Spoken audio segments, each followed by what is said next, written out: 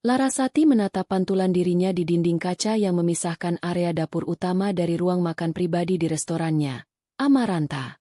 Di usianya yang menginjak 32 tahun, ia telah berhasil membangun sebuah nama yang disegani di dunia kuliner. Amaranta bukan sekadar restoran. Ia adalah perwujudan dari mimpi, kerja keras, dan darah serta air mata yang ia curahkan sejak lulus kuliah.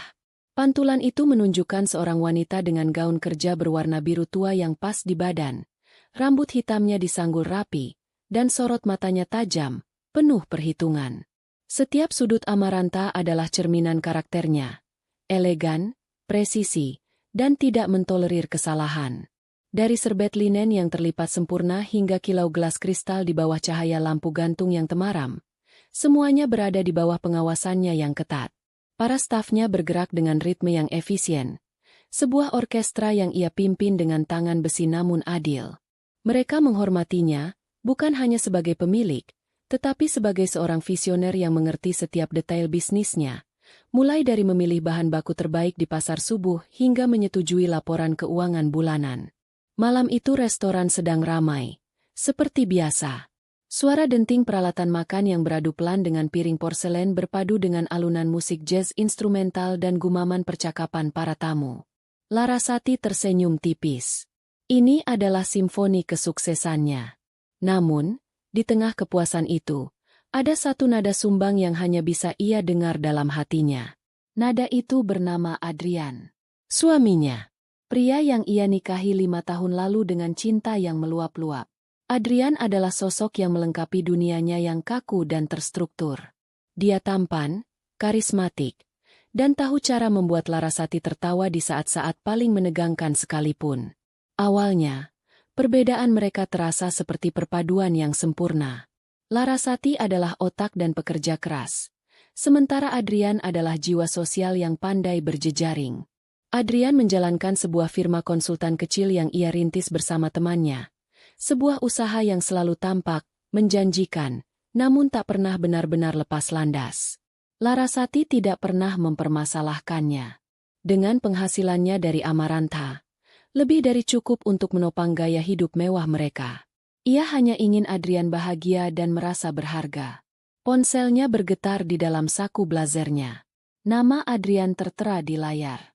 Larasati menggeser tombol hijau dan berjalan ke sudut kantornya yang sunyi. "Halo, sayang," sapanya. Suaranya melembut seketika, melepaskan topeng pemilik restoran yang tegas. "Hai, Laras, kamu masih di restoran?" Suara Adrian di seberang terdengar ringan dan ceria, seperti biasa. "Masih. Ada beberapa hal yang harus aku selesaikan." "Kenapa? Kamu sudah di rumah?" "Sudah dari tadi. Aku cuma mau bilang, aku mungkin akan keluar lagi sebentar. Ada pertemuan mendadak dengan calon klien penting di sebuah lounge di pusat kota. Katanya orang ini investor besar dari luar, jadi aku tidak bisa melewatkannya." Larasati terdiam sejenak. Keningnya sedikit berkerut. Ini bukan pertama kalinya. Dalam beberapa bulan terakhir, pertemuan mendadak dengan klien penting, seolah menjadi rutinitas mingguan Adrian. Selalu di malam hari, selalu di tempat-tempat mahal yang Larasati tahu betul tagihannya akan sangat besar. "Lagi? Bukankah kemarin kamu juga baru bertemu klien sampai larut malam?"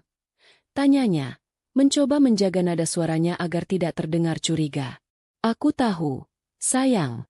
Aku juga lelah. Tapi ini kesempatan besar untuk perusahaan kami. Kalau deal ini berhasil, kita tidak perlu lagi bergantung padamu sepenuhnya," jawab Adrian. Kata-kata itu adalah senjata andalannya. Selalu berhasil membuat Larasati merasa bersalah karena telah meragukannya. Adrian tahu persis kelemahan istrinya. Keinginannya untuk melihat suaminya berhasil dan mandiri. "Baiklah kalau begitu. Hati-hati di jalan. Jangan pulang terlalu malam," kata Larasati akhirnya, menyerah. "Pasti, sayang. Kamu juga jangan terlalu lelah bekerja. Aku mencintaimu." "Aku juga mencintaimu." Panggilan itu berakhir. Larasati meletakkan ponselnya di atas meja. Senyum lembutnya tadi perlahan memudar. Ia membuka laci mejanya, menatap tumpukan laporan keuangan yang sudah ia periksa. Beberapa minggu lalu, ia tanpa sengaja melihat tagihan kartu kredit tambahan atas nama Adrian. Angkanya fantastis. Ada banyak transaksi di butik perhiasan, toko tas mewah, dan beberapa restoran mahal yang bukan tipe Adrian. Ketika ia menanyakannya, Adrian dengan santai menjawab bahwa itu semua adalah hadiah untuk para istri klien penting, sebagai strategi untuk melancarkan lobi bisnis. Di duniaku, koneksi personal itu segalanya. Laras, kamu harus bisa mengambil hati mereka, begitu katanya. Larasati, yang dunianya hanya mengenal kerja keras dan kualitas produk, mencoba memahaminya. Mungkin dunia bisnis konsultan memang berbeda. Ia memilih untuk percaya. Pikirannya melayang pada percakapan telepon dengan ibu mertuanya, Wulan, tadi siang. Seperti biasa, Wulan menelepon bukan untuk menanyakan kabarnya, melainkan untuk mengeluhkan sesuatu tentang putranya. Larasati, ibu lihat Adrian sekarang kurusan. Kamu ini bagaimana, sih? Suami itu diurus. Kamu terlalu sibuk dengan restoranmu itu sampai lupa kodratmu sebagai istri. Adrian itu butuh perhatian, butuh masakan istri di rumah. Pantas saja dia sering cari angin di luar. Cerocos Wulan tanpa jeda. Larasati hanya bisa menarik napas panjang dan menjawab dengan sabar. Ibu, Adrian baik-baik saja. Laras juga selalu memastikan semua kebutuhannya terpenuhi. Kebutuhan itu bukan cuma uang. Larasati, dia butuh kehadiranmu.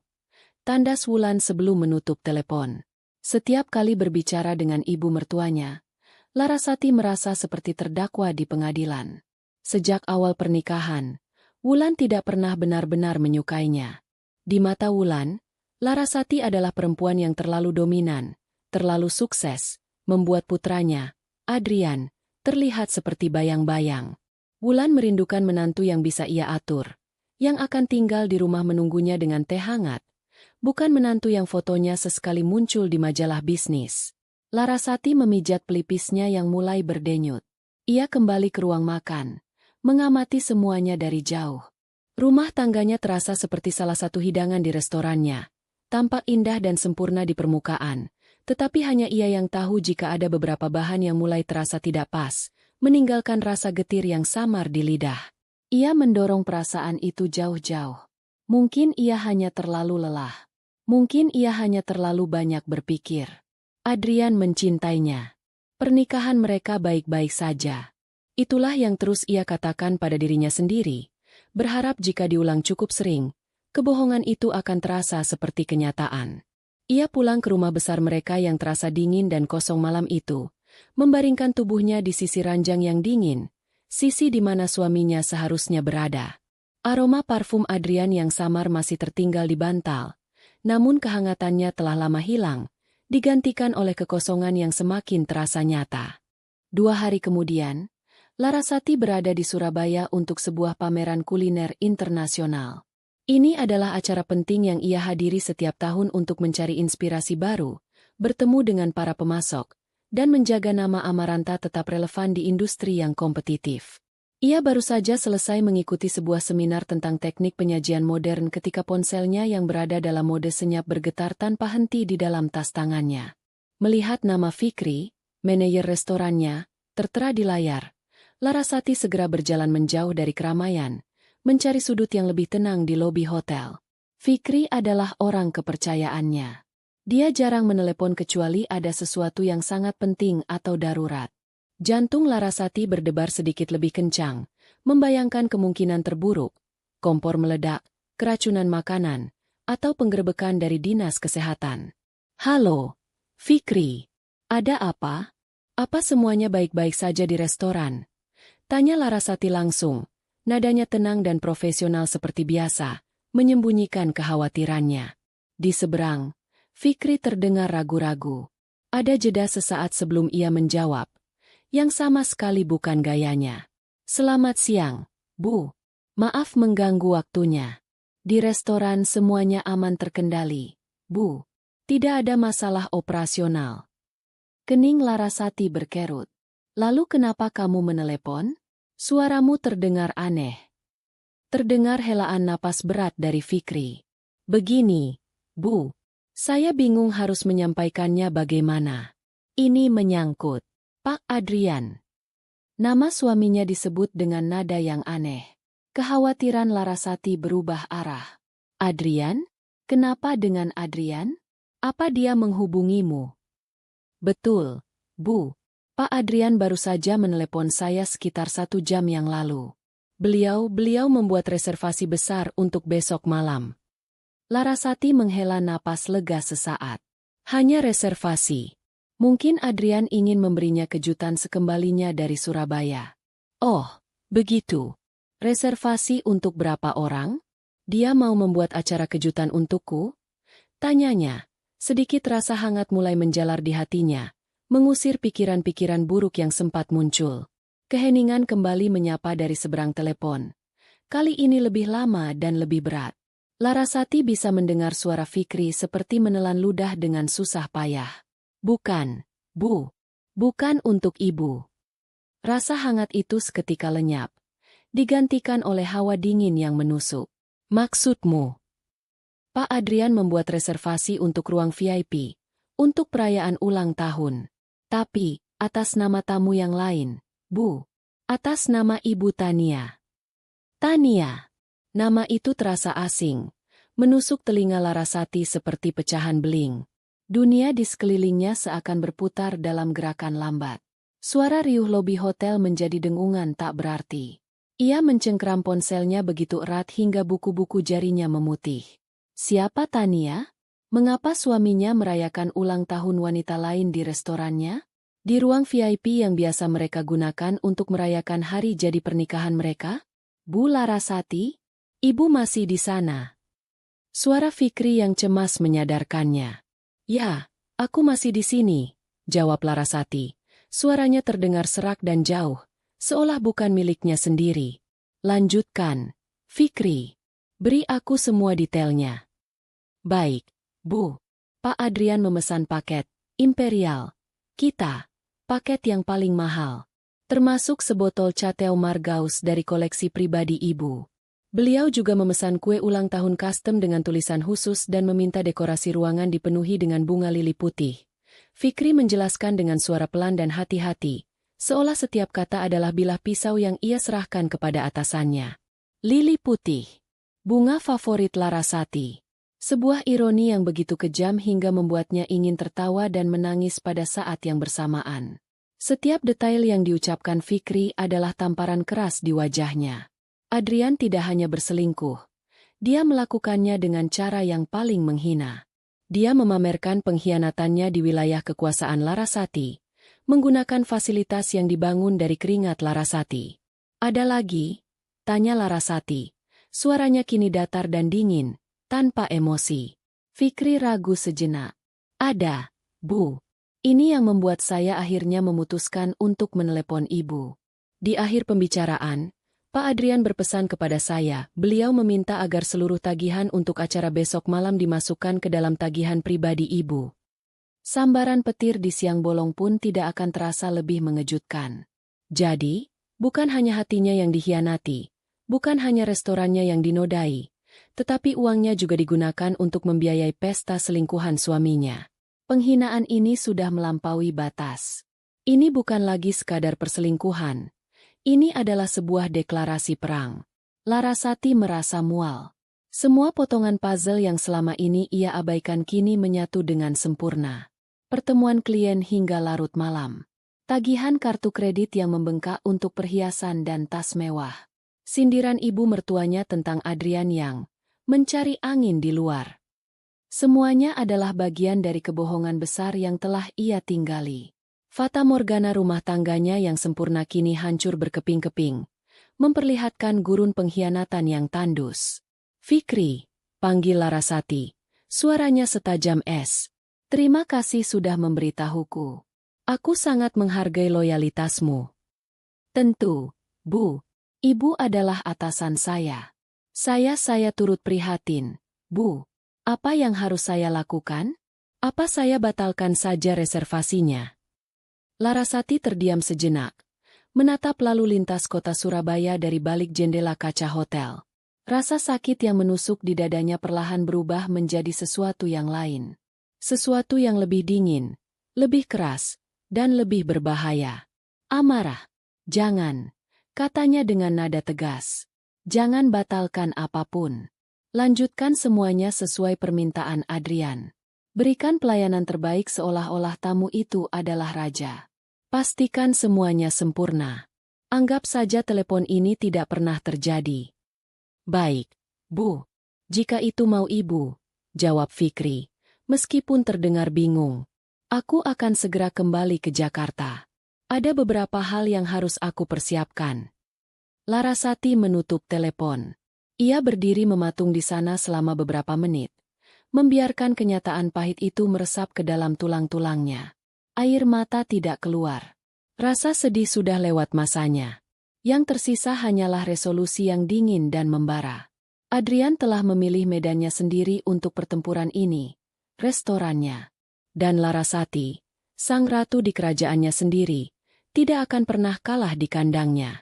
Ia mengeluarkan ponselnya lagi, bukan untuk memesan tiket pulang, tetapi untuk menelepon seseorang yang ia tahu akan berada di pihaknya tanpa syarat. Pengacaranya, sekaligus sahabat terbaiknya. Pesta itu akan tetap berjalan.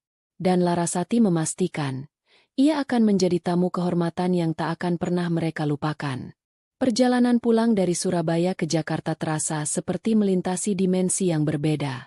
Di dalam kabin pesawat yang berdengung monoton, Larasati duduk tegak di kursinya di kelas bisnis, menatap awan putih pekat dari balik jendela. Di luar, langit tampak damai, sebuah kontras yang ironis dengan badai yang berkecamuk di dalam dirinya. Ia tidak menangis. Syok dan rasa sakit dari percakapan telepon dengan Fikri telah membeku menjadi bongkahan es di dalam dadanya. Pikirannya bekerja dengan kecepatan tinggi, memutar ulang setiap kenangan, setiap percakapan, setiap kejanggalan kecil selama beberapa bulan terakhir. Semuanya kini terlihat begitu jelas, seperti kepingan puzzle yang akhirnya menemukan tempatnya, membentuk sebuah gambar pengkhianatan yang utuh dan mengerikan. Adrian, suaminya, pria yang ia tiduri setiap malam, pria yang ia dukung mimpi-mimpinya, ternyata telah membangun kehidupan lain di belakang punggungnya, menggunakan fondasi yang ia bangun dengan susah payah. Begitu pesawat mendarat di Bandara Soekarno-Hatta, Larasati tidak pulang ke rumah megah mereka yang kini terasa seperti TKP. Ia mengirim pesan singkat pada Adrian, mengatakan bahwa penerbangannya ditunda dan ia mungkin baru akan kembali besok pagi, sebuah kebohongan kecil untuk membeli waktu. Kemudian, ia memesan taksi online dan mengirimkan alamat kantor hukum sahabatnya, Gita. Selama perjalanan, ia hanya diam. Pandangannya kosong menembus kemacetan Jakarta. Ia sedang mengumpulkan kekuatan, menyusun setiap kata yang akan ia ucapkan. Ini bukan lagi sekadar curahan hati seorang teman. Ini adalah laporan awal dari seorang klien kepada pengacaranya. Kantor Gita berada di sebuah gedung perkantoran modern di kawasan bisnis Sudirman. Begitu Larasati masuk ruangannya yang minimalis namun elegan, Gita yang sedang meninjau dokumen tebal langsung berdiri dan menyambutnya dengan pelukan hangat. Gita, dengan setelan kerjanya yang tajam dan rambut pendeknya yang praktis, adalah antitesis dari Larasati. Jika Larasati adalah seorang seniman yang sabar dalam membangun bisnisnya, Gita adalah seorang ahli strategi yang logis dan bergerak cepat. Kamu kelihatan pucat. Laras, ada apa? Kenapa tiba-tiba pulang dan langsung ke sini? Tanya Gita, menuntun sahabatnya untuk duduk di sofa kulit yang nyaman. Larasati menarik napas dalam-dalam. Aku butuh pengacara, Git, bukan teman. Ekspresi Gita langsung berubah serius. Ia duduk di seberang Larasati, menyilangkan kakinya, dan seluruh auranya beralih ke mode kerja. Baik, ceritakan semuanya dari awal. Jangan ada yang terlewat. Dan Larasati pun bercerita.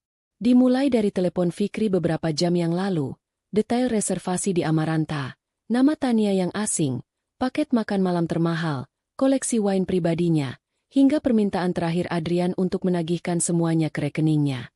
Setiap kata keluar dari mulutnya dengan tenang dan terukur, tanpa isak tangis, yang justru membuat ceritanya terdengar lebih mengerikan. Gita mendengarkan dengan saksama. Wajahnya mengeras setiap kali detail baru yang lebih menghina terungkap. Ketika Larasati selesai, Gita tidak langsung berkomentar. Ia bangkit, berjalan ke pantry kecil di sudut ruangannya, dan kembali dengan 2 gelas air putih.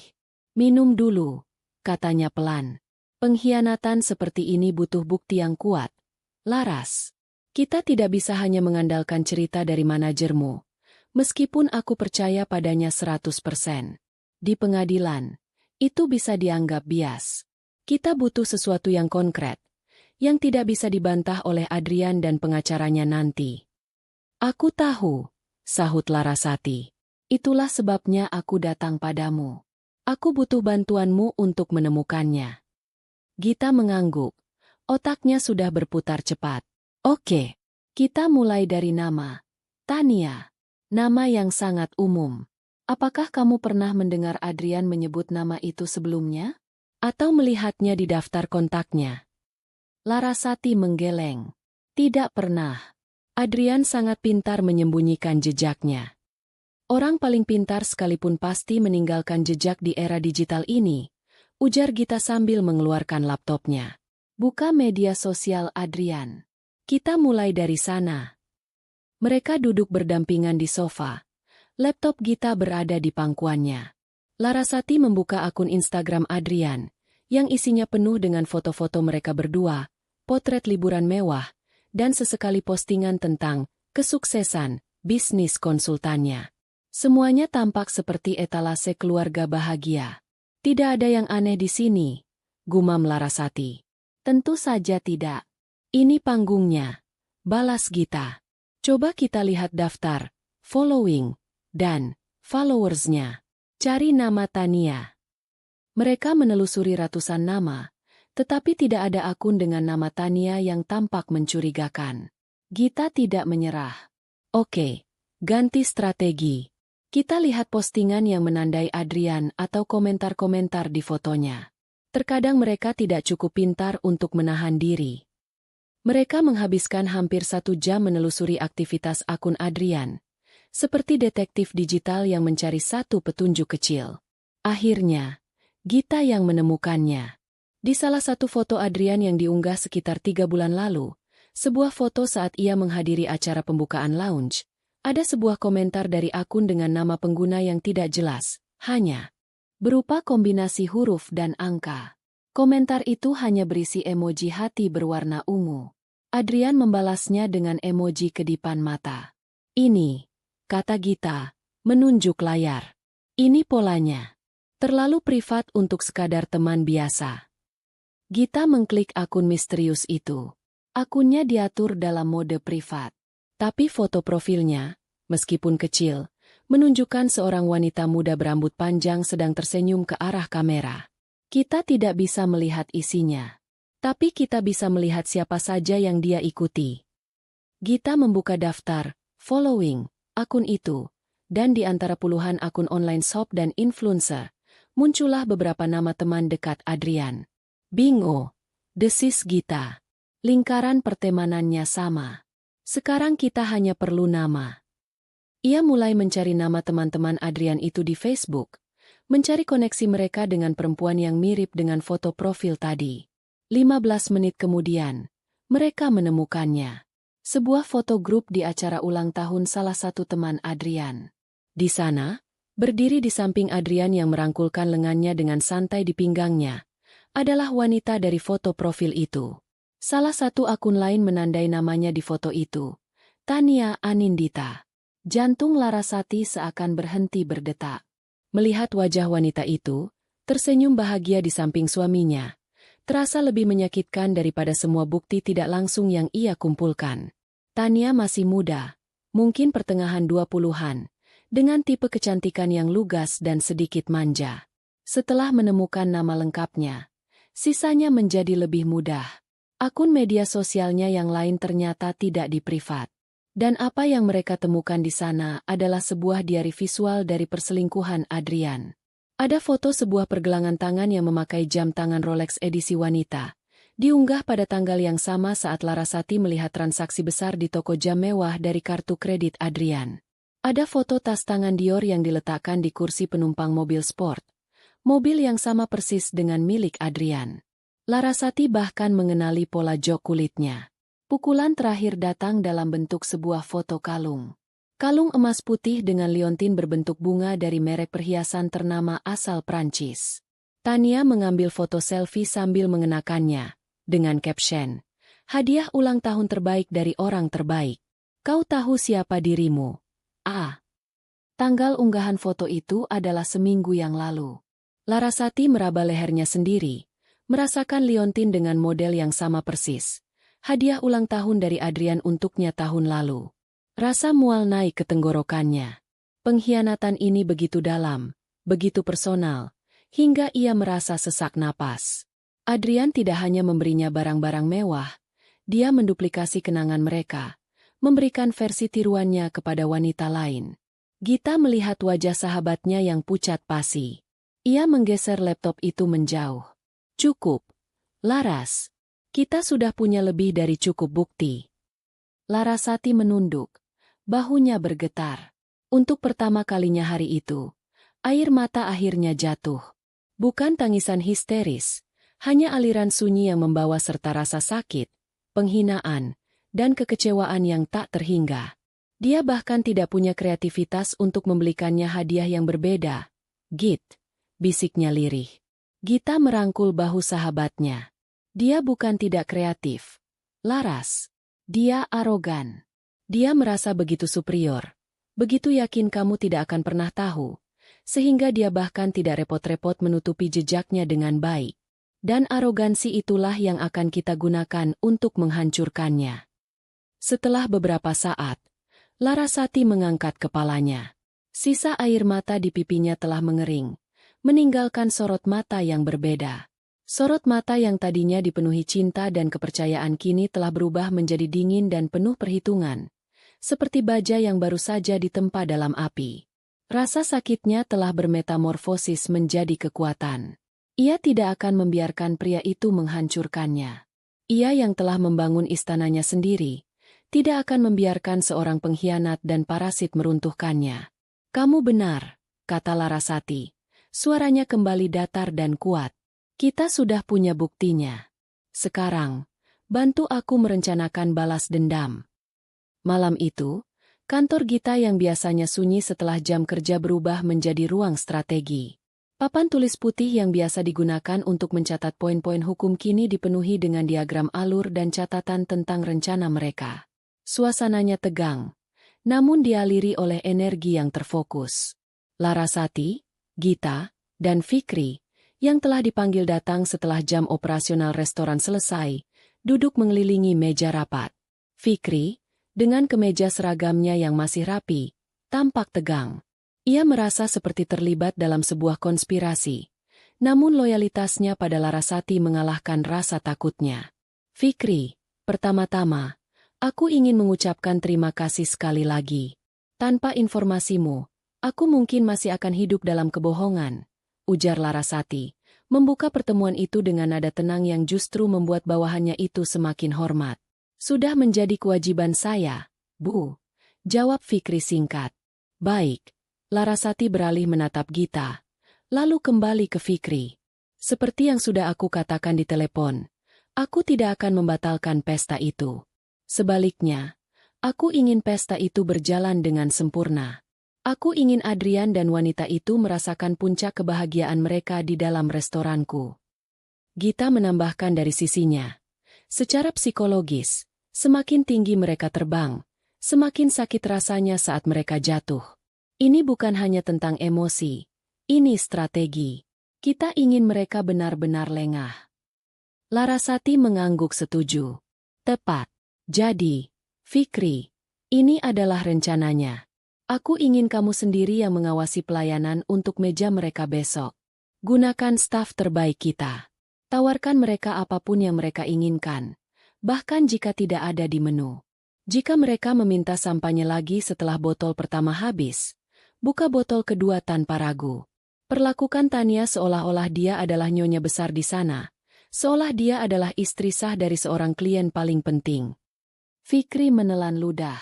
"Baik, Bu. Saya mengerti. Saya akan memastikan mereka dilayani seperti raja dan ratu."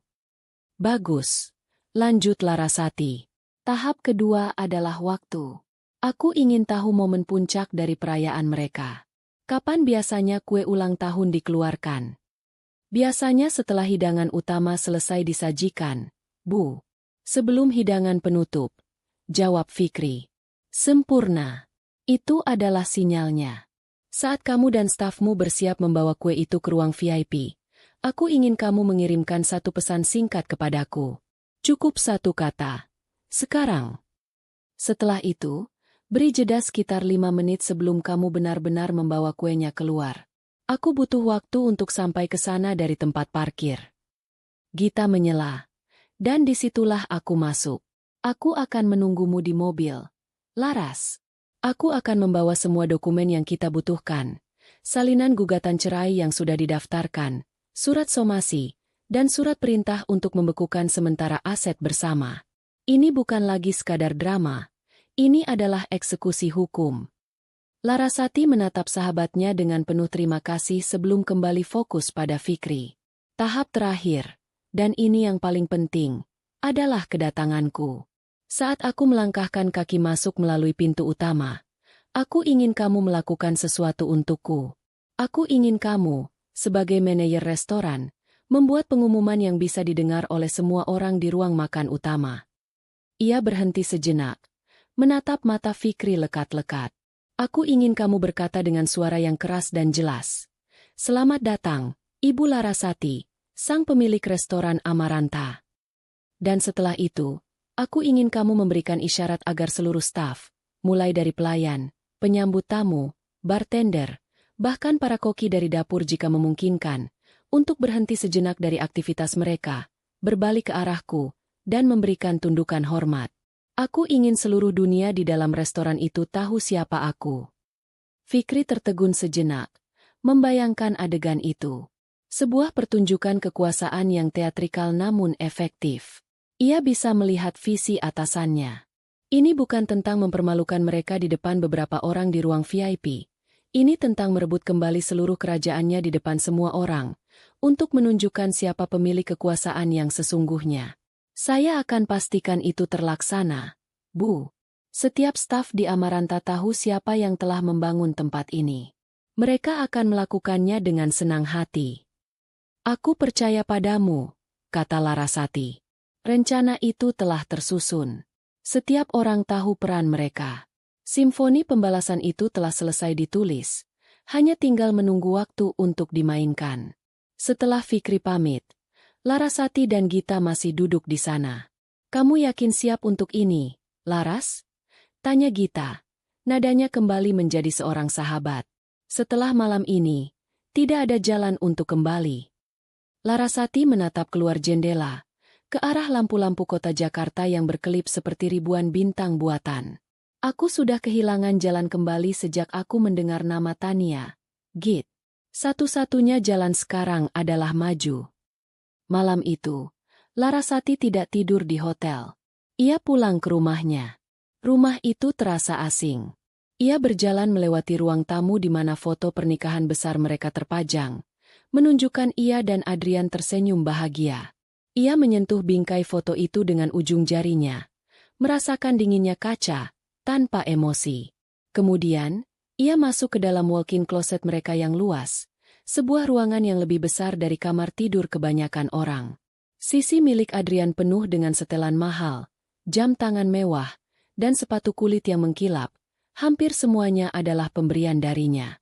Sisi miliknya adalah koleksi pakaian kerja, gaun-gaun elegan, dan perhiasan. Ia tidak mencari pakaian untuk meratapi pernikahannya yang hancur. Ia mencari baju perang. Matanya menelusuri deretan gaun, melewati warna-warna aman seperti hitam, biru tua, dan abu-abu. Lalu, matanya berhenti pada sebuah gaun. Gaun berwarna merah darah, dengan potongan sederhana namun tegas yang memeluk bentuk tubuhnya dengan sempurna. Gaun itu ia beli beberapa waktu lalu namun belum pernah ia pakai. Merasa warnanya terlalu mencolok. Tapi untuk besok malam, warna itu terasa tepat. Merah adalah warna cinta, gairah, tetapi juga warna bahaya dan perang. Ia mengeluarkan gaun itu, menggantungnya di depan cermin. Ia memadankannya dengan sepasang stiletto hitam yang runcing dan anting berlian yang berkilau tajam. Setelah itu, ia duduk di meja kerjanya. Gita telah mengirimkan versi final dari dokumen-dokumen hukum melalui email. Larasati membukanya, membaca setiap klausul dengan teliti. Tuntutannya jelas. Perceraian dengan kesalahan sepenuhnya di pihak suami karena perzinahan, hak penuh atas restoran Amaranta dan semua aset yang ia miliki sebelum menikah, serta pembagian aset bersama yang adil berdasarkan kontribusi finansial, yang ia tahu akan sangat menguntungkannya. Di bagian paling bawah halaman gugatan cerai, ada tempat untuk tanda tangannya. Tanpa ragu, ia mencetak lembaran itu dan membubuhkan tanda tangannya dengan tinta hitam yang tegas. Goresan pena itu terasa seperti sebuah pembebasan. Malam itu, Larasati tidur nyenyak untuk pertama kalinya dalam beberapa hari. Tidak ada lagi keraguan. Tidak ada lagi kecurigaan yang menggerogoti pikirannya. Yang ada hanyalah kepastian dan sebuah rencana yang dingin. Besok, Adrian akan merayakan ulang tahun selingkuhannya. Dan Larasati akan merayakan awal dari kehidupan barunya. Malam itu, Amaranta bersinar seperti permata di tengah kota Jakarta. Sebuah mobil sedan Eropa berwarna hitam mengkilap berhenti tepat di depan lobi utama. Seorang petugas valet dengan seragam rapi bergegas membukakan pintu.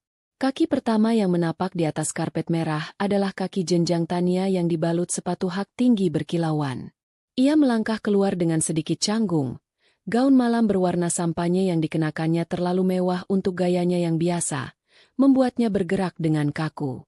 Ia menatap fasad restoran yang megah dengan kekaguman yang norak. Matanya berbinar melihat kemewahan yang terpampang di hadapannya. Selanjutnya, Adrian keluar dari sisi kemudi. Ia mengenakan setelan rancangan desainer ternama yang dibelikan Larasati untuk ulang tahunnya tahun lalu. Rambutnya ditata sempurna, dan senyum puas terpasang di wajahnya. Ia merasa seperti raja dunia. Membawa ibu dan selingkuhannya ke restoran milik istrinya sendiri memberinya sensasi kekuasaan yang memabukkan. Ini adalah cara pembuktian dirinya. Sebuah penaklukan simbolis atas dominasi Larasati dalam hidupnya. Terakhir, Wulan keluar dari kursi penumpang belakang. Ibu mertua Larasati itu mengenakan gamis sutra dan kerudung yang serasi, beraroma parfum Arab yang menyengat.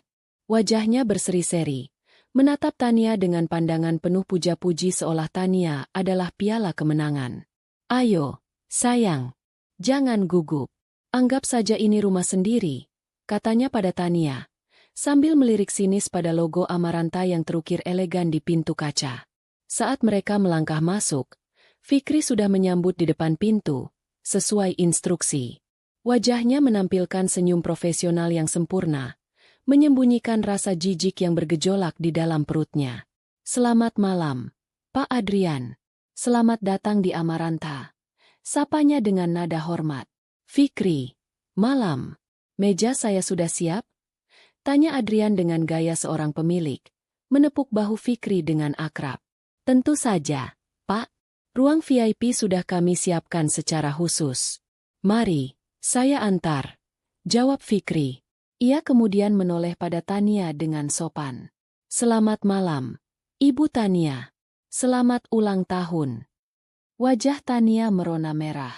Dipanggil "Ibu" oleh manajer restoran semewah ini membuatnya merasa statusnya naik 100 tingkat. "Terima kasih," jawabnya dengan suara yang dibuat-buat agar terdengar anggun. Fikri memimpin jalan, melewati ruang makan utama yang ramai. Beberapa tamu yang mengenal Adrian sebagai suami Larasati melirik dengan kening berkerut, bertanya-tanya siapa wanita muda dan wanita tua yang dibawanya. Adrian pura-pura tidak melihat, mengangkat dagunya lebih tinggi.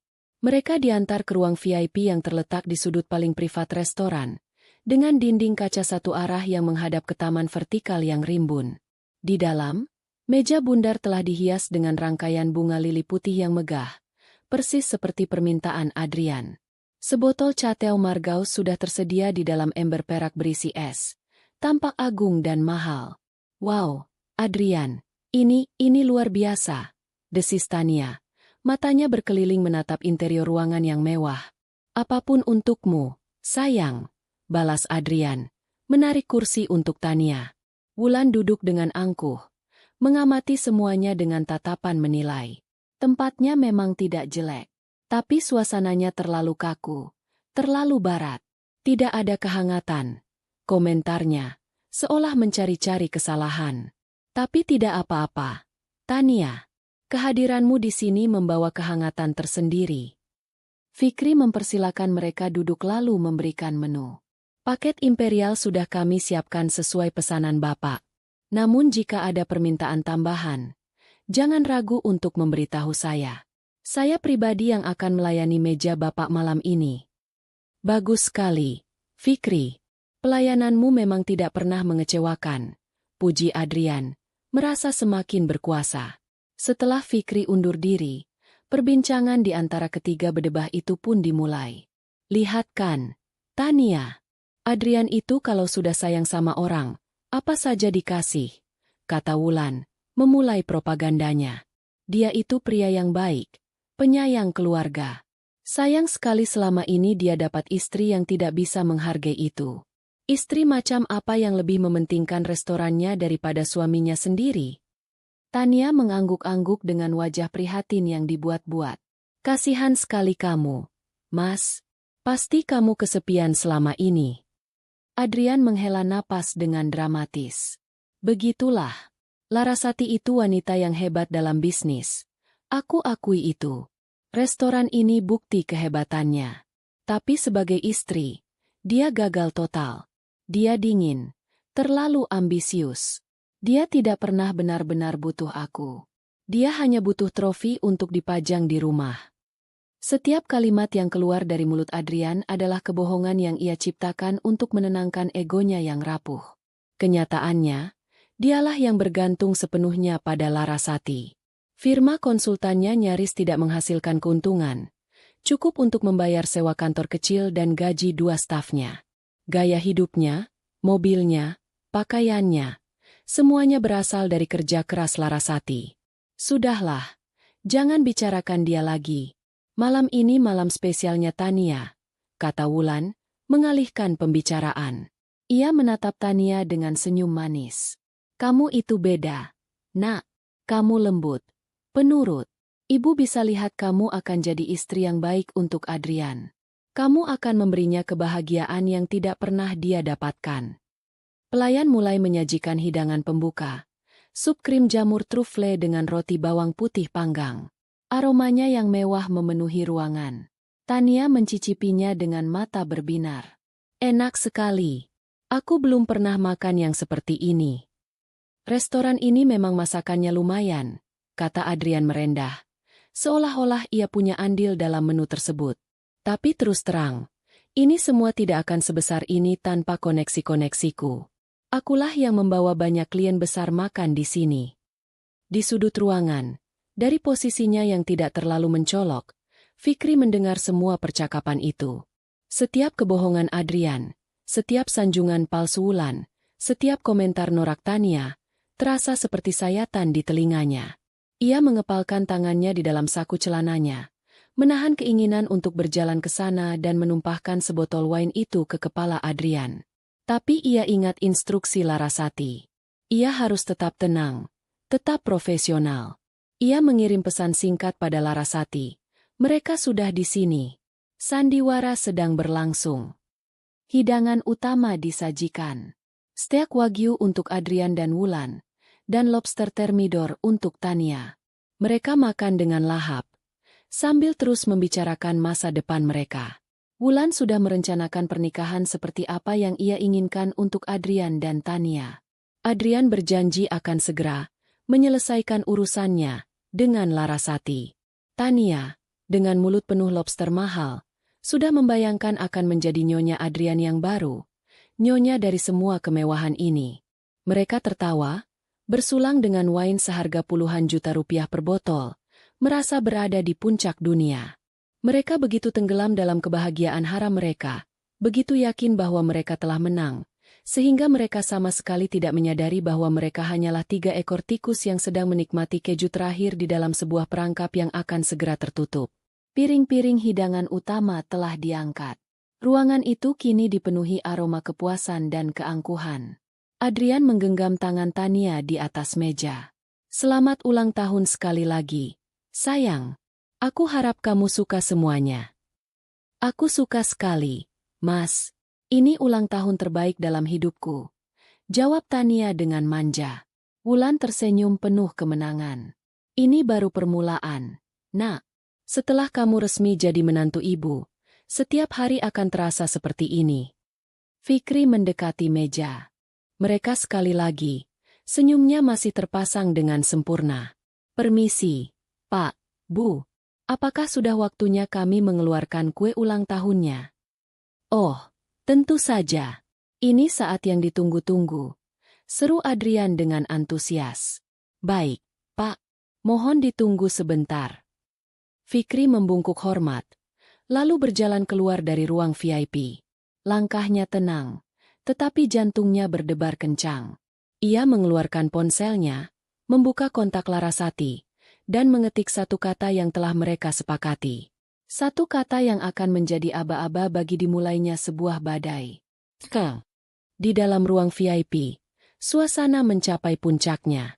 Adrian, Wulan, dan Tania menunggu kue ulang tahun dengan perasaan gembira. Adrian merasa malam ini adalah sebuah kesuksesan besar. Ia telah berhasil memamerkan kekuasaannya, memanjakan selingkuhannya, dan mendapat restu penuh dari ibunya. Semua dilakukan di jantung wilayah kekuasaan istrinya. Ia merasa tak terkalahkan.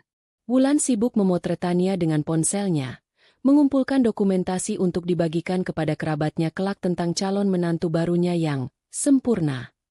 Tania sendiri sedang sibuk memperbaiki riasannya, memastikan ia tampak sempurna saat lilin ditiup dan kamera mengabadikan momen itu. Mereka adalah 3 aktor dalam sebuah drama komedi murahan, tidak menyadari bahwa sutradara sesungguhnya akan segera memasuki panggung dan mengubah genre cerita menjadi sebuah tragedi. Sementara itu, satu blok dari Amaranta, di dalam sebuah mobil yang diparkir di tempat yang gelap, sebuah layar ponsel menyala. Larasati menatap satu kata yang muncul di layarnya. Sekarang. Ia menarik napas dalam-dalam. Hembusannya membentuk uap tipis di udara malam yang dingin. Tidak ada keraguan di matanya. Tidak ada rasa takut. Yang ada hanyalah ketenangan yang membekukan. Sudah waktunya, katanya pada Gita yang duduk di kursi pengemudi. Gita menoleh, menatap sahabatnya lekat-lekat. Larasati malam itu adalah perwujudan dari kekuatan dan keanggunan yang berbahaya. Gaun merah darahnya memancarkan aura dominasi, kontras dengan kulitnya yang pucat karena amarah yang tertahan. Riasan wajahnya tajam dan presisi, dan rambutnya yang disanggul ketat membuat leher jenjangnya terekspos, memberinya penampilan seorang ratu pejuang. Kamu terlihat luar biasa, Laras. Bukan seperti korban, tapi seperti pemenang, kata Gita, memberikan suntikan semangat terakhir. Aku di sini. Selesaikan pertunjukanmu, lalu kita selesaikan secara hukum. Larasati mengangguk. Ia membuka pintu mobil dan melangkah keluar. Suara sepatu hak tingginya yang runcing beradu dengan aspal terdengar tajam dan ritmis di keheningan malam, seperti detak jam hitung mundur. Setiap langkah yang ia ambil membawanya lebih dekat ke restorannya, ke medan pertempurannya. Ia tidak berjalan terburu-buru. Ia menikmati setiap detiknya, merasakan angin malam di wajahnya, membiarkan adrenalin mengalir deras di pembuluh darahnya. Saat ia mendekati pintu masuk Amaranta yang terang benderang, ia bisa melihat siluet para tamu yang sedang menikmati makan malam mereka dari balik kaca. Dunianya yang ia bangun dengan susah payah. Dan malam ini, ia akan membersihkannya dari para parasit. Ia mendorong pintu kaca ganda yang berat itu dengan satu gerakan mantap. Udara hangat dari dalam ruangan yang dipenuhi aroma makanan lezat dan parfum mahal langsung menyambutnya. Penyambut tamu di meja depan, seorang gadis muda bernama Rina, mengangkat kepalanya. Matanya melebar kaget melihat kehadiran Larasati yang tiba-tiba. Ia hendak menyapa dengan gugup, tetapi ia melihat Fikri, sang manajer, sudah bergerak dari posisinya di dekat bar. Fikri melangkah maju ke tengah lobi, tepat saat Larasati berhenti di ambang pintu. Mereka saling bertatapan sejenak. Sebuah komunikasi tanpa kata yang menegaskan bahwa semuanya berjalan sesuai rencana. Kemudian, Fikri berbalik menghadap ke seluruh ruangan dan dengan suara yang sengaja ia keraskan hingga membelah dengungan percakapan, ia membuat pengumuman itu. "Selamat datang, Ibu Larasati, sang pemilik restoran Amaranta." Efeknya seketika dan dramatis. Alunan musik jazz yang lembut seolah tersendat. Obrolan di setiap meja perlahan mereda, lalu berhenti total. Semua kepala, semua pasang mata, serempak menoleh ke arah pintu masuk.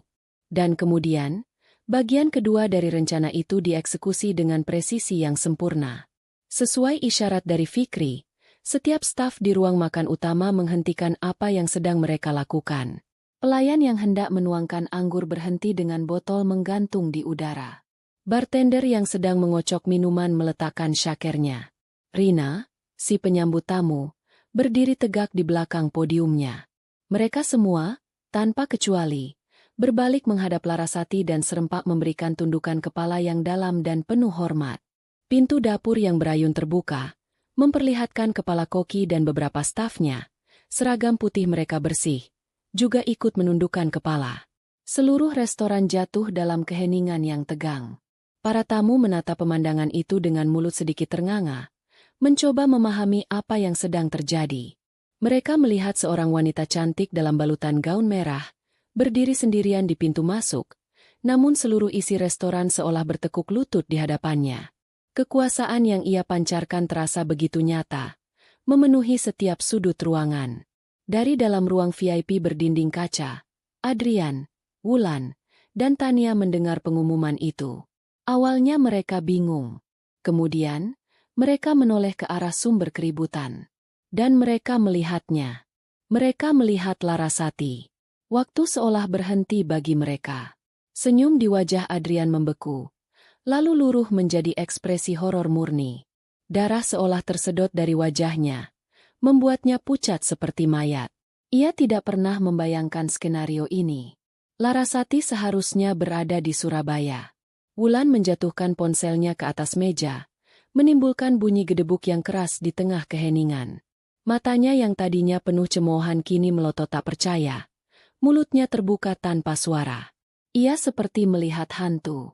Dan Tania, wajahnya berubah dari kebingungan menjadi ketakutan yang nyata. Ia menatap perempuan agung di pintu masuk, lalu menatap Adrian yang gemetar di sampingnya, lalu kembali menatap perempuan itu. Ia akhirnya mengerti. Perempuan cantik dengan aura mematikan itu, yang baru saja disambut seperti seorang ratu, adalah Larasati. Istri dari pria yang merayakan ulang tahunnya. Pesta kejutan yang ia nikmati ternyata memiliki kejutan lain yang jauh lebih besar. Mereka bertiga duduk terpaku di kursi mereka, terperangkap dalam sangkar kaca mereka, menjadi tontonan utama dalam pertunjukan yang sama sekali tidak mereka inginkan. Larasati membiarkan momen itu berlangsung beberapa detik lebih lama, menikmati kepanikan di wajah mereka, merasakan kekuatan yang kembali ke tangannya. Keheningan di restoran terasa begitu pekat, bisa dipotong dengan pisau. Akhirnya, dengan tatapan dingin yang terkunci lurus ke arah ruang VIP, ia mengambil langkah pertamanya masuk ke dalam kerajaannya. Pertunjukan baru saja dimulai. Langkah kaki Larasati yang beradu dengan lantai marmer Amaranta adalah satu-satunya suara yang memecah keheningan aneh di dalam restoran itu. Setiap pasang mata mengikutinya, menyaksikan ratu yang berjalan melintasi kerajaannya untuk menemui para pengkhianat. Ia tidak menoleh ke kanan atau ke kiri. Pandangannya lurus terkunci pada pintu kaca ruang VIP, tempat 3 orang duduk membeku seperti patung lilin yang meleleh di bawah tatapannya yang membakar. Jarak antara pintu utama dan ruang VIP yang biasanya terasa dekat, malam itu terasa seperti sebuah arak-arakan panjang menuju tiang gantungan. Larasati merasakan setiap tatapan, setiap napas yang tertahan, namun ia tidak terpengaruh. Di dalam kepalanya, dunia luar telah lenyap. Yang ada hanyalah dia dan 3 orang yang telah menghancurkan kepercayaannya. Ia sampai di depan pintu kaca itu. Tanpa ragu, ia menggesernya dengan satu gerakan halus. Suara pintu yang meluncur di relnya terdengar begitu keras di tengah kesunyian, membuat bahu Adrian dan Wulan terlonjak kaget. Larasati melangkah masuk, lalu berhenti tepat di ambang pintu, menyapu pandangannya ke seluruh pemandangan di hadapannya.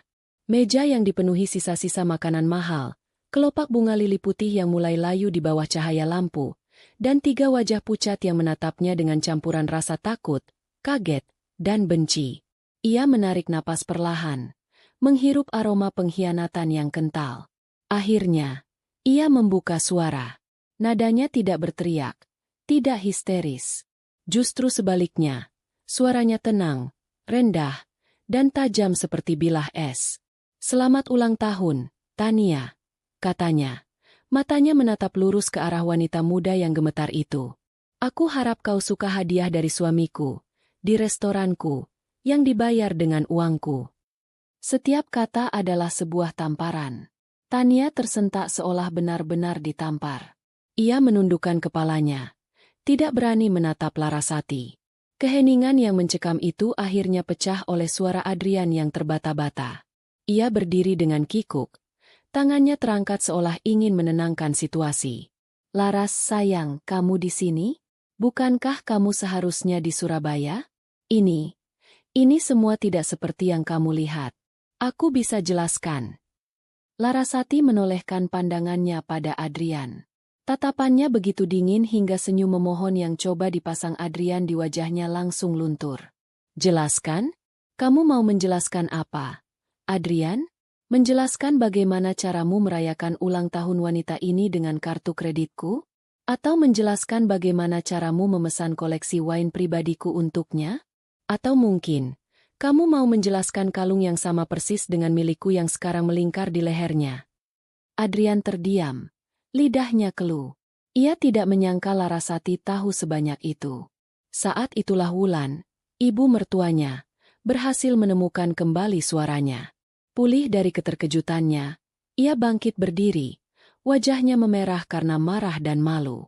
Naluri keibuannya untuk melindungi putranya yang bersalah mengambil alih. "Ini semua salahmu," serunya. Suaranya melengking dan penuh tuduhan. "Kalau saja kamu menjadi istri yang benar, anakku tidak akan mencari kebahagiaan di luar. Kamu terlalu sibuk, terlalu egois. Kamu tidak pernah mengurusnya, tidak pernah memperhatikannya. Kamu yang mendorong Adrian melakukan ini." Larasati menatap Wulan dengan ekspresi yang sulit diartikan. Ada sedikit rasa geli di matanya. "Mendorongnya? Jadi menurut Anda, Bu, karena saya sibuk bekerja membangun semua ini." Larasati menggerakkan tangannya, menunjuk ke seluruh kemewahan di sekeliling mereka. "Itu memberinya hak untuk berzina dan menggunakan uang saya untuk membiayai wanita lain? Logika yang sangat menarik." Aku tidak bermaksud begitu." Tania akhirnya angkat bicara. Suaranya bergetar diselingi isak tangis palsu. "Aku tidak tahu kalau akan jadi seperti ini. Mas Adrian bilang, dia bilang kalian akan segera bercerai. Dia bilang dia tidak bahagia. Kamu hanya ingin menikmati kemewahannya, kan?" Potong Larasati tanpa ampun. Ia menatap Tania dari ujung rambut hingga ujung kaki dengan tatapan merendahkan. "Jangan bermain sebagai korban di sini. Kamu tahu persis apa yang kamu lakukan. Kamu tahu dia sudah menikah. Satu-satunya hal yang tidak kamu tahu adalah siapa yang sebenarnya membayar semua ini. Jadi nikmatilah selagi bisa, karena keran uangnya akan segera ditutup." Larasati kemudian kembali menatap Adrian, yang kini hanya bisa berdiri diam seperti seorang pesakitan yang menunggu vonisnya. "Dan kamu, Adrian, kamu adalah kekecewaan terbesarku. Bukan karena kamu berselingkuh, tapi karena kamu begitu bodoh, begitu ceroboh, dan begitu tidak tahu diri. Kamu membawa wanita ini ke rumahku, ke istanaku, dan berharap aku tidak akan tahu." Ia melangkah mendekati meja. Dari dalam tas tangannya yang elegan, ia mengeluarkan sebuah map tebal berwarna coklat. Ia tidak melemparkannya. Ia meletakkannya dengan gerakan pelan dan sengaja di tengah meja, tepat di samping kue ulang tahun yang belum sempat dipotong. Bunyi map yang bertemu dengan permukaan meja kayu itu seolah menjadi bunyi palu hakim yang diketuk. "Penjelasanmu tidak lagi aku butuhkan," katanya dengan suara datar. "Karena semuanya sudah ada di sini." Adrian menatap map itu dengan ngeri. Larasati melanjutkan, "Di dalamnya ada salinan tagihan kartu kreditku selama 6 bulan terakhir, lengkap dengan detail pembelian jam tangan, tas, dan perhiasan untuknya. Ada juga cetakan dari percakapan mesramu dengannya yang berhasil aku dapatkan. Dan tentu saja, ada cetakan dari halaman media sosial Nona Tania di sini, yang dengan bangganya memamerkan semua hadiah darimu, hadiah yang dibeli dengan uangku. Ia berhenti sejenak, membiarkan informasi itu meresap. Dan yang paling atas, Adrian, lanjutnya sambil menepuk plan map itu, adalah surat gugatan cerai yang sudah aku daftarkan pagi ini. Dengan tuntutan perceraian atas dasar perzinahan, yang artinya, kamu tidak akan mendapatkan apa-apa dariku. Wajah Adrian dan Wulan berubah menjadi pucat pasi. Kata-kata, tidak akan mendapatkan apa-apa, terdengar lebih menakutkan bagi mereka daripada kata, perzinahan. Dunia mereka yang nyaman dan ditopang oleh kekayaan Larasati runtuh dalam sekejap. Kamu tidak bisa melakukan ini, Laras. Desis Adrian. Kepanikan mulai menjalari suaranya. Kita bisa bicarakan ini baik-baik. Waktu untuk bicara baik-baik sudah habis sejak kamu memutuskan untuk mengadakan pesta ini, jawab Larasati. Ia menatap iblis di hadapannya sekali lagi. Dan untuk Anda, Ibu Wulan, katanya dengan nada formal yang dingin. Terima kasih sudah datang jauh-jauh untuk merestui penghinaan ini di rumah yang dibangun oleh menantu yang tidak pernah Anda sukai. Saya harap perjalanan pulang Anda menyenangkan. Setelah menjatuhkan bom terakhirnya, Larasati merasa semuanya telah selesai. Tidak ada lagi yang perlu dikatakan. Ia berbalik. Pestanya selesai, gumamnya pelan. Saat ia berjalan menuju pintu, ia berhenti sejenak di samping Fikri yang sejak tadi berdiri dia mengawasi dari dekat. Fikri, katanya dengan suara yang cukup keras untuk didengar oleh mereka yang ada di dalam. Tolong pastikan Pak Adrian melunasi seluruh tagihan malam ini. Secara penuh. Sampai rupiah terakhir. Status diskon pemiliknya sudah dicabut sejak detik ini. Fikri mengangguk tegas. Baik, Bu. Akan saya laksanakan. Larasati tidak menoleh ke belakang lagi. Ia berjalan keluar dari ruang VIP, melintasi ruang makan utama yang masih hening, dan keluar dari pintu depan restorannya. Di belakangnya, ia meninggalkan 3 orang yang hancur, dikelilingi oleh puing-puing pesta dan kebohongan mereka, dengan sebuah map. Coklat di atas meja yang menjadi nisan bagi pernikahan dan kehidupan mewah mereka. Begitu Larasati melangkah keluar dari pintu Amaranta, udara malam Jakarta yang lembab terasa seperti sebuah pelukan yang membebaskan. Dengungan lalu lintas yang biasanya mengganggu kini terdengar seperti musik latar dari sebuah awal yang baru. Di belakangnya, di dalam restoran, keheningan yang tegang pecah menjadi bisik-bisik yang riuh. Pertunjukan telah selesai, dan para penonton mulai mendiskusikan apa yang baru saja mereka saksikan. Larasati berjalan lurus ke arah mobil Gita yang sudah menyala di seberang jalan. Ia membuka pintu dan duduk di kursi penumpang dengan gerakan yang sedikit kaku.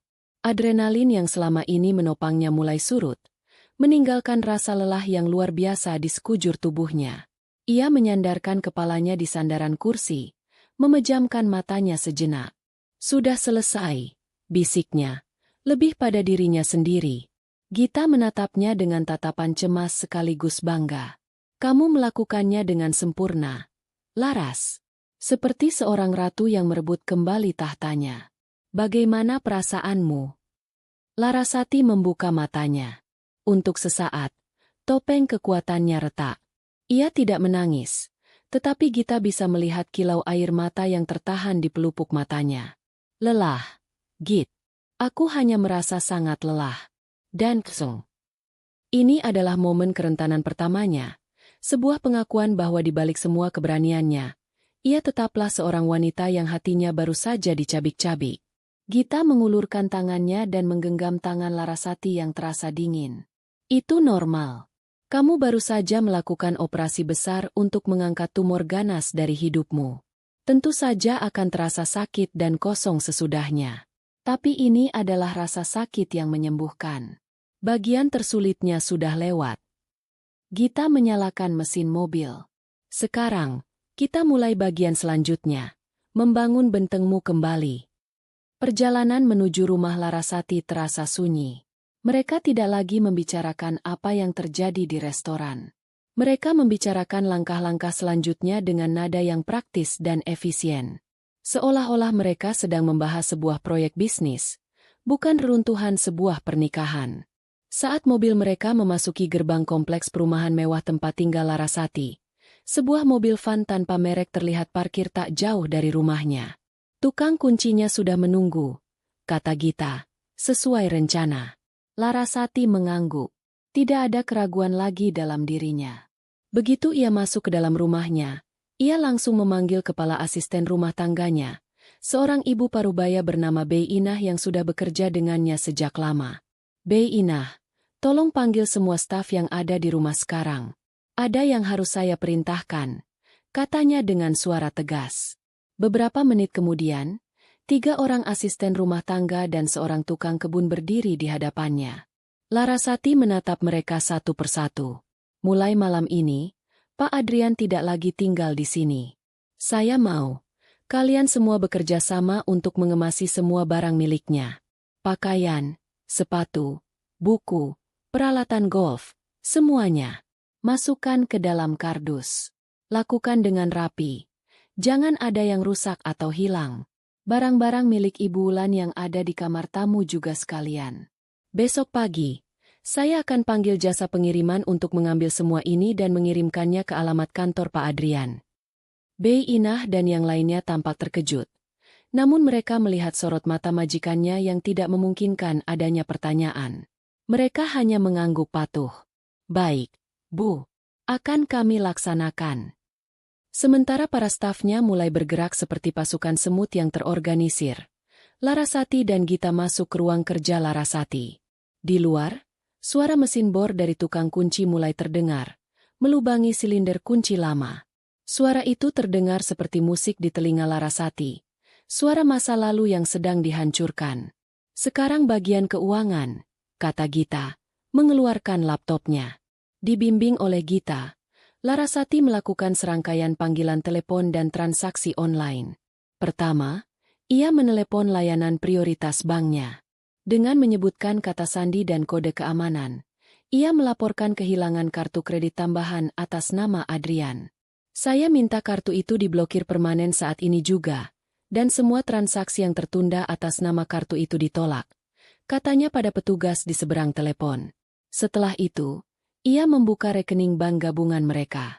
Rekening itu menampung sebagian besar pendapatan dari Amaranta, yang selama ini dengan murah hati ia biarkan Adrian ikut mengaksesnya.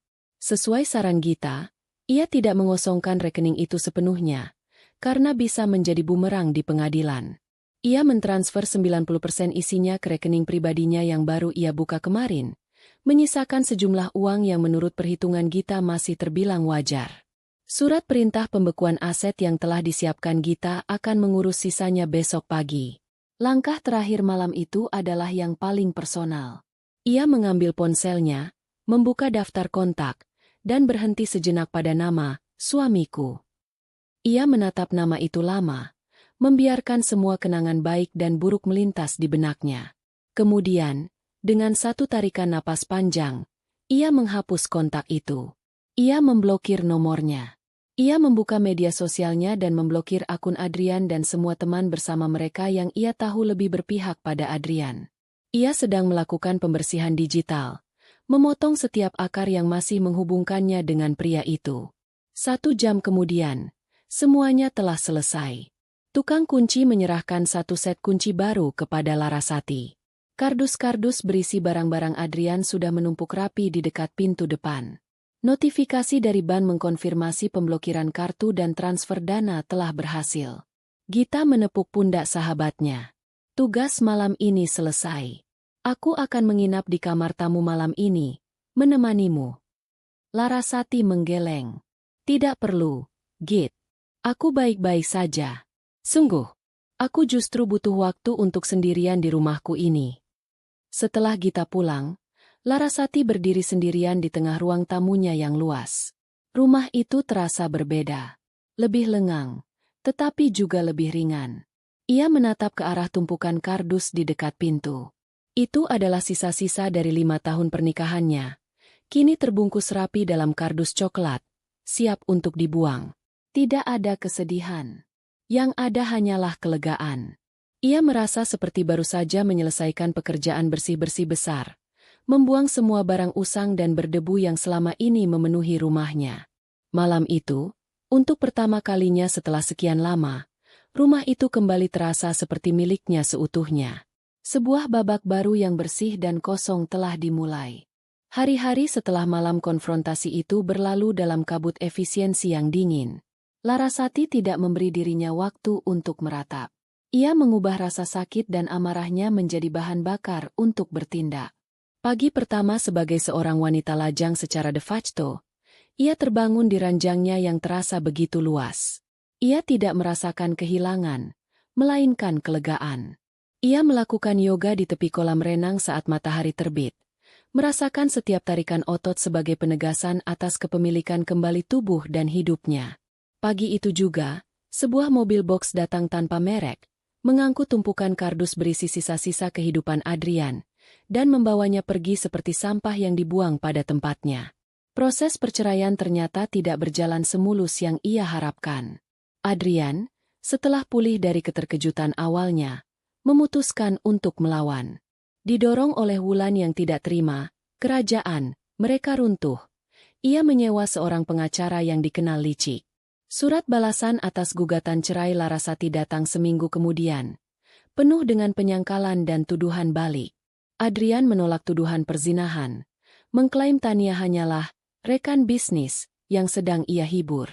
Lebih jauh lagi, ia menuntut setengah dari aset Larasati, termasuk kepemilikan saham di Amaranta, dengan dalih bahwa ia telah memberikan kontribusi non-material yang signifikan bagi kesuksesan restoran melalui jaringan dan lobi bisnisnya. Larasati membaca surat itu di kantor Gita. Wajahnya tidak menunjukkan ekspresi apapun. Dia bahkan tidak bisa mengakui kesalahannya. Gumamnya. Tentu saja tidak, balas Gita, mengetuk-ngetukkan penanya di atas meja. Orang seperti Adrian tidak pernah merasa bersalah. Mereka hanya marah karena tertangkap. Ini strategi standar. Mereka akan mencoba menyeret proses ini selama mungkin, membuatnya sekotor mungkin, berharap kamu lelah dan akhirnya menyerah pada tuntutan mereka. Aku tidak akan lelah, kata Larasati dengan tegas. Aku sudah melewati bagian terburuknya. Ini hanya administrasi. Dan dimulailah perang urat syaraf itu. Pengacara Adrian meminta laporan keuangan Amaranta selama 5 tahun terakhir, mencoba mencari celah. Mereka memanggil beberapa pemasok dan klien restoran untuk memberikan kesaksian, berharap ada yang bisa mendukung klaim Adrian. Namun, mereka salah perhitungan. Reputasi Larasati di dunia bisnis dibangun di atas integritas. Semua pemasok dan klien menghormatinya. Kesaksian mereka justru memperkuat posisi Larasati, menggambarkan Adrian hanya sebagai suami ibu Larasati, yang sesekali muncul di acara-acara sosial, tidak lebih. Puncaknya adalah saat sesi mediasi wajib di kantor pengadilan. Ini adalah pertama kalinya Larasati bertatap muka kembali dengan Adrian dan Wulan sejak malam itu. Adrian tampak lebih kurus. Lingkaran hitam di bawah matanya menunjukkan ia kurang tidur. Ia mencoba menatap Larasati dengan pandangan memohon, berusaha membangkitkan sisa-sisa cinta di antara mereka. Wulan, yang duduk di sampingnya, menatap Larasati dengan kebencian murni. Mediator, seorang pria paruh-baya yang tampak lelah, memulai sesi dengan formalitas. Pengacara Adrian langsung melancarkan serangannya, mengulangi klaim tentang kontribusi non-material dan menuduh Larasati telah menelantarkan suaminya. Saat gilirannya tiba, Gita tidak banyak bicara. Ia hanya membuka sebuah laptop dan menghubungkannya ke proyektor di ruangan itu. Di layar putih yang besar, satu persatu bukti mulai ditampilkan. Foto Tania mengenakan kalung yang sama dengan Larasati. Tangkapan layar dari unggahan Tania tentang jam tangan dan tas mewah, disandingkan dengan tanggal transaksi di laporan kartu kredit Larasati. Rekaman CCTV dari lobi sebuah hotel mewah yang menunjukkan Adrian check-in bersama Tania pada hari di mana ia seharusnya sedang rapat di luar kota. Setiap kali bukti baru muncul, wajah Adrian semakin pucat. Wulan mulai gelisah di kursinya. Gita menyimpan bukti terbaiknya untuk yang terakhir. Ia memutar sebuah rekaman audio. Ini adalah rekaman dari sistem keamanan di ruang VIP restoran Amaranta pada malam kejadian. Klien saya memasangnya untuk alasan keamanan, dan ternyata sangat berguna. Suara Wulan yang melengking terdengar jelas dari speaker. Kamu itu beda, nak. Kamu lembut, penurut. Ibu bisa lihat kamu akan jadi istri yang baik untuk Adrian. Lalu suara Adrian. Larasati itu wanita yang hebat dalam bisnis, tapi sebagai istri, dia gagal total. Ruangan mediasi itu hening seketika. Rekaman itu adalah paku terakhir di peti mati pembelaan mereka. Adrian menundukkan kepalanya dalam-dalam, sementara Wulan menatap proyektor dengan mulut ternganga ngeri. Mediator itu berdeham, tampak tidak nyaman. Sesi mediasi itu berakhir dengan kegagalan total, tetapi bagi Larasati, itu adalah sebuah kemenangan telak. Di tengah kekacauan hukum itu, Larasati menemukan pelariannya di Amaranta. Ia memutuskan bahwa restorannya juga butuh awal yang baru. Ia menutup Amaranta selama 1 bulan penuh untuk renovasi total. Keputusan yang berisiko, namun ia tahu itu perlu dilakukan. Ia ingin menghapus setiap jejak Adrian dari tempat itu. Ruang VIP berdinding kaca itu adalah yang pertama ia hancurkan. Ia menggantinya dengan sebuah chef table. Sebuah konsep ruang makan privat yang lebih intim di mana tamu bisa berinteraksi langsung dengan koki. Ia bekerja siang dan malam bersama tim desain interior, memilih palet warna baru yang lebih hangat dan berani, mengganti semua perabotan, bahkan mendesain ulang seragam staf. Ia juga merombak total menunya, menciptakan hidangan-hidangan baru yang lebih merefleksikan perjalanannya. Kompleks, berani, namun tetap berakar pada tradisi. Bagi stafnya, energi baru dari Larasati ini menular. Mereka bekerja dengan semangat yang lebih besar, didorong oleh loyalitas dan kekaguman pada pemimpin mereka yang baru saja melewati badai. Fikri, yang kini ia promosikan menjadi manajer umum, menjadi tangan kanannya yang paling setia, mengeksekusi setiap visinya dengan sempurna. Beberapa bulan kemudian, proses perceraian itu akhirnya berakhir. Dihadapkan dengan bukti-bukti yang tidak terbantahkan dan ancaman tuntutan pidana atas pemalsuan klaim, Adrian akhirnya menyerah. Pengacaranya menerima tawaran penyelesaian dari Gita, sejumlah kecil uang pesangon yang menurut hukum memang menjadi haknya, dan tidak sepeser pun dari aset bisnis Larasati. Hari di mana surat keputusan cerai itu keluar, Larasati tidak merayakannya. Ia hanya merasakan kelegaan yang dalam, seolah sebuah beban berat yang telah lama membebani pundaknya akhirnya terangkat. Malam itu adalah malam pembukaan kembali Amaranta. Restoran itu bersinar dengan wajah baru. Para tamu undangan, yang terdiri dari para pelanggan setia, kritikus kuliner, dan teman-teman dekat, membanjiri tempat itu dengan pujian. Semuanya tampak lebih hidup, lebih berjiwa. Larasati, dalam balutan gaun berwarna zamrud yang elegan, berdiri di tengah restorannya yang ramai. Ia menatap sekeliling, pada hasil kerja kerasnya, pada stafnya yang tersenyum, pada para tamunya yang menikmati hidangan. Ini adalah kerajaannya, yang telah ia bersihkan dari puing-puing masa lalu dan ia bangun kembali menjadi lebih kuat dan lebih indah dari sebelumnya. Ia sendirian, tetapi ia tidak pernah merasa lebih utuh. 1,5 tahun kemudian, musim telah berganti, dan begitu pula kehidupan Larasati. Ia duduk di teras atap Amaranta, sebuah area baru yang ia bangun selama renovasi, menatap matahari terbenam yang mewarnai langit Jakarta dengan semburat jingga dan ungu. Di tangannya, tergenggam sebuah plakat penghargaan kristal bertuliskan, restoran terbaik tahun ini, dari sebuah majalah kuliner paling bergengsi di Asia. Amaranta tidak hanya pulih, ia telah melesat menjadi sebuah destinasi kuliner yang diperhitungkan di tingkat internasional. Kehidupan Larasati sendiri telah menemukan ritme baru yang damai. Ia lebih banyak tersenyum, lebih sering mengambil waktu untuk dirinya sendiri, dan menemukan kebahagiaan dalam hal-hal kecil. Ia tidak berkencan dengan siapapun. Bukan karena trauma, tetapi karena ia sedang menikmati masa-masa berharga bersama dirinya sendiri, sebuah hubungan yang telah lama ia abaikan. Gita datang dan duduk di seberangnya, meletakkan segelas es teh leci di atas meja. Selamat sekali lagi, Laras. Kamu pantas mendapatkannya. Kita pantas mendapatkannya, koreksi Larasati sambil tersenyum. Tanpamu, aku mungkin masih terjebak dalam drama. Omong-omong soal drama, kata Gita dengan nada ringan, ada kabar terbaru dari para aktornya. Larasati mengangkat alisnya, tertarik. Sudah lama ia tidak mendengar apapun tentang mereka. Setelah perceraian, ia sengaja menutup semua akses informasi tentang mereka. Aku bertemu dengan salah satu teman lama kita di sebuah acara kemarin, lanjut Gita. Dia bercerita, butik Ibu Wulan akhirnya bangkrut total 6 bulan lalu. Skandal itu membuatnya kehilangan semua pelanggan sosialitanya. Katanya dia terpaksa menjual rumahnya dan sekarang tinggal menumpang dengan kerabatnya di luar kota. Dia jadi sosok yang pemarah dan selalu menyalahkan semua orang atas nasibnya. Larasati mendengarkan tanpa komentar. Tidak ada rasa puas, hanya pengamatan yang datar. Dan Tania? Tanya Larasati, lebih karena penasaran. Gita tertawa kecil sambil mengeluarkan ponselnya. Oh, Nona Tania baik-baik saja. Sesuai dugaan kita. Ia menunjukkan sebuah profil Instagram. Di sana, terpampang wajah Tania yang tersenyum cerah, merangkul seorang pria asing botak yang usianya jelas 2 kali lipat darinya, dengan latar belakang Menara Eiffel. Setelah menguras sisa uang pesangon Adrian, dia pergi begitu saja. Sekarang dia sudah menemukan mangsa baru. Seekor ulat akan selalu mencari daun yang paling subur untuk digerogoti. Larasati hanya tersenyum tipis.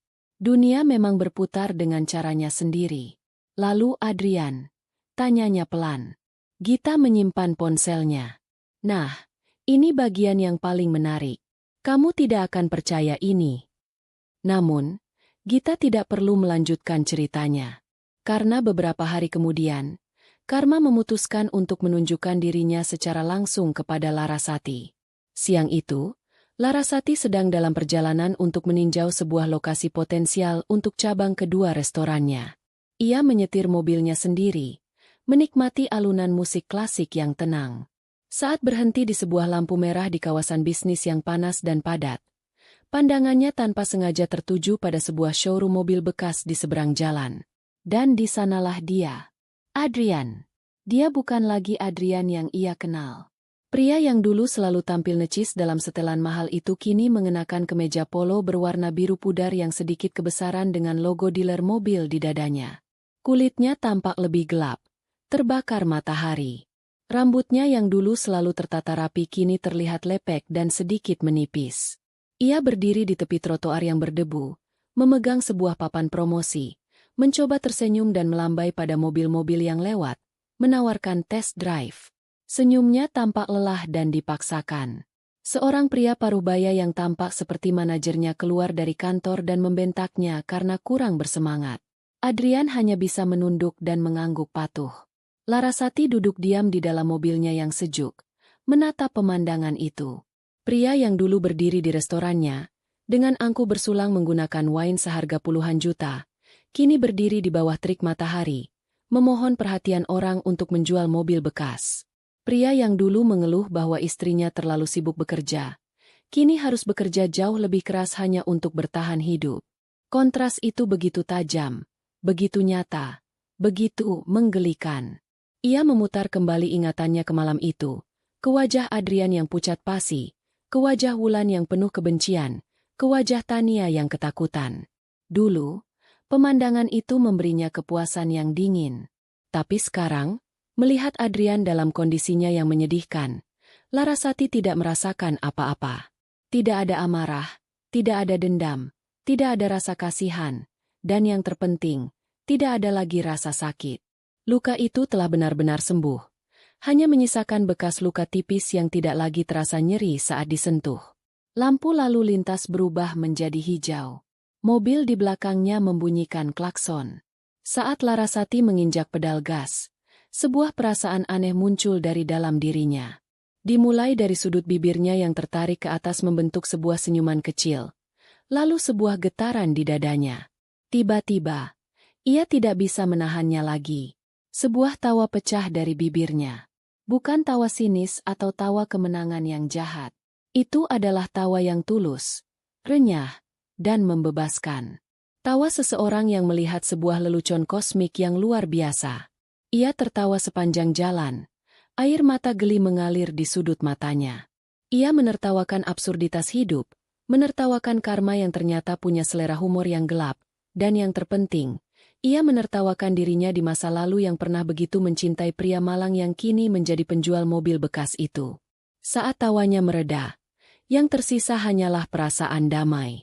Ia menyalakan radio, dan sebuah lagu ceria mengalun mengisi mobilnya. Sambil bersenandung kecil, ia melaju di jalan raya, meninggalkan bayangan masa lalunya yang semakin mengecil di kaca spion, menuju masa depan yang cerah dan sepenuhnya menjadi miliknya.